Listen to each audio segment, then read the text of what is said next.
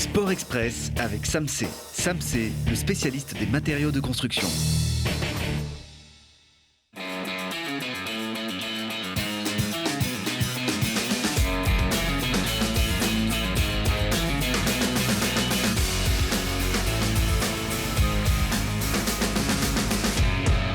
Bienvenue à tous les fans de sport, à tous les supporters grenoblois. Cette émission passe en revue les performances, les exploits comme les galères de nos équipes et de nos athlètes. Et après une longue galère au printemps dernier, le GF38 a bien tourné la page. Et les footballeurs, une défaite et un nul, Grenoble monte sur le podium. Une troisième place encourageante avant le déplacement demain à Ajaccio. La veille, sur cette même pelouse au Stade des Alpes, le FCG a eu du fil à retordre. Face à Dax pour la 4e journée de Pro D2, les Grenoblois, qui s'étaient vus refuser un essai au quart d'heure de jeu, ont subi la pression de Dax qui menait 10-0 à la suite d'un essai un peu tarte à la crème. Le drop a trouvé le poteau qui a trouvé Maxime Holtmann. Mais les Rouges et Bleus ont pu rattraper leur retard et s'imposent finalement 19-13 grâce à ce bel essai de Sam Davies puis de Wilfried Huleux, le même qui s'était vu refuser l'essai. Le FCG remonte à la 5e place de Pro D2 avant son déplacement à Biarritz jeudi, le ballon ovale. On en reparle dans un petit instant. Pas de match des Brûleurs de Loup faute de glace à Briançon. Mais mardi dernier, ils s'étaient imposés avec un brin de difficulté à la maison face à Nice. Une victoire en prolongation grâce à cette jolie réalisation de Mathias Bachelet. Après leur carton d'entrée à Cergy la semaine dernière, ils espéraient mieux à domicile. Mais ça ne devrait pas tarder si l'on en croit le capitaine Sacha Treille. Déjà ça, c'est sûr. Après, oui, on aurait espéré mieux. Je pense qu'on a fait quand même de belles choses sur la glace. Il y a eu des belles séquences. C'est toujours important de livrer des belles prestations à Grenoble devant notre public. On aurait espéré leur offrir une victoire dans le temps réglementaire, mais il n'y a pas tout à s'acheter à la poubelle et je pense qu'on va corriger et revenir encore plus fort pour le prochain match. C'est une équipe qui est nouvelle, en reconstruction, avec beaucoup de talent. Donc voilà, ça va prendre un peu de temps, mais la mayonnaise, on sent qu'elle est en train de prendre et ça, c'est bon signe pour la suite. La suite, c'est déjà demain mardi à domicile, encore contre Gap, la lanterne rouge. Elle glisse toujours, mais en plus de glisser, il saute plus vite, plus haut, plus fort. Louis Duplan-Fribourg, champion du monde de ski nautique, vient de battre le record de France de saut à ski nautique avec un bond mesuré à 69 mètres 30. Regardez comme ça va vite et comme ça va loin surtout. Il termine deuxième de cette Coupe du monde de combiné saut et slalom. Le Grenoblois, c'était à Travers, aux États-Unis. C'est assez rare, mais pas moins mérité. Un tout jeune joueur vient de donner son nom à un stade. À 25 ans, Ange Capozzo a accepté les honneurs de la ville de Ponte-Clé et de son club, l'US de Pont. L'arrière surdoué de l'équipe d'Italie, du FCG et désormais de Toulouse, était tombé en amour pour le rugby à l'âge de 5 ans. C'est entre ces deux ponts qu'on l'a retrouvé fin juillet à l'annonce de cette nouvelle. Fouler la pelouse comme son propre jardin, embrasser ses entraîneurs comme sa propre famille. Capozzo et les deux ponts sont comme liés par le sang. Si c'est ici que Ange a pris son envol, il n'a jamais quitté le nid. C'est la maison, c'est un point de repère. Quand je viens ici, ça me rappelle les amis d'enfance, ça me rappelle l'école. Voilà, ça me rappelle plein de choses. Ce sont des moments où on est petit, où on est un peu insouciant et où on n'a que des bons souvenirs et c'est génial. La douceur de l'enfance bercée par le ballon ovale. Ange Capozzo a chaussé les crampons à l'âge de 5 ans pour jouer, pour découvrir un sport à 2 pas de chez lui.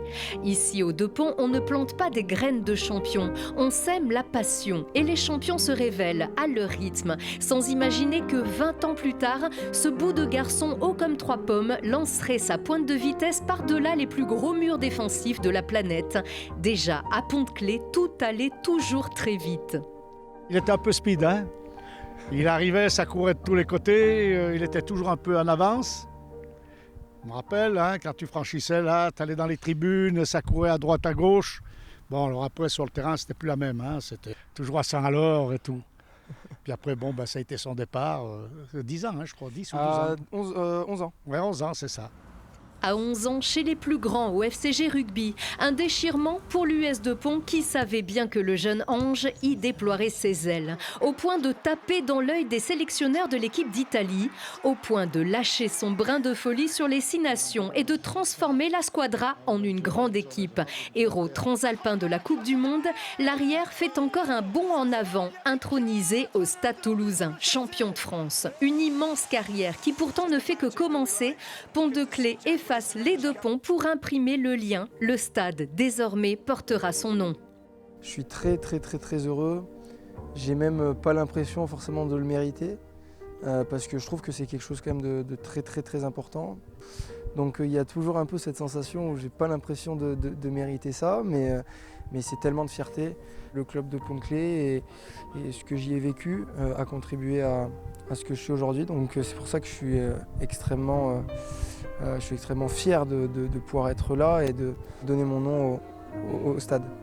Un pont pour partir, un autre pour revenir. Ange a bouclé la boucle. Il laisse aux générations qui s'entraîneront au Capuzzo le soin d'agrandir le cercle. Et donc ça y est, c'est officiel et c'est écrit devant le stade Ange Capuzzo. Ange est venu en personne découvrir ce joli panneau samedi soir, juste après avoir marqué le 2e essai de la victoire toulousaine à Montpellier. Point d'orgue d'une journée de festivités pour souffler les 120 ans de l'US de Pont. Ange est venu accompagner, vous l'avez vu, du bouclier de Brennus et de la Coupe d'Europe. Pont-de-Claix où l'attendaient le maire, le président du club, la Ligue Auvergne-Rhône-Alpes et bien sûr tous ces petits supporters et sa famille. Il a promis d'y revenir dès que possible dans ce stade pour encourager la relève ou pour applaudir l'équipe première, toujours très discrètement dans les tribunes. Les tribunes de la patinoire Pôle Sud vous attendent demain mardi pour la réception de Gap pour la 4e journée de Ligue Magnus lancée à 20h15. Le GF38, lui, se déplace à Ajaccio mardi, mais il revient au Stade des Alpes vendredi pour la 6e journée de Ligue 2. Il recevra Clermont à 20h. Quant aux héros du FC Mahorais de Grenoble, un club de district 4, il dispute le 4e tour de Coupe de France contre Saint-Just-en-Rambert, un club de Régional 3. C'est beaucoup plus élevé, c'est ce dimanche au stade Pierre de Coubertin à 15h30. Allez faire du bruit autour des joueurs de Mayotte de Grenoble. Et puis, allez courir contre le cancer dimanche à 10h devant le golfe de Bresson, direction les sentiers de la Franche Verte. C'est l'association René Sabi et le Spiridon dauphinois qui vous invitent à courir sur 12 km avec un chrono ou 5 km sans chrono et marcher 5 km pour le plaisir tout en apportant du soutien à l'association Isère Espoir contre le cancer parrainée par le pilote Bruno Sabi. C'est 10 € l'inscription. Et on se quitte avec ces images somptueuses comme toujours de la Coupe Icare qui a provoqué l'émotion du public au fil des lâchers de base jumper en wingsuit ou au fil des acrobaties aériennes de l'équipe de voltige de l'armée de l'air et de l'espace. Très bonne soirée.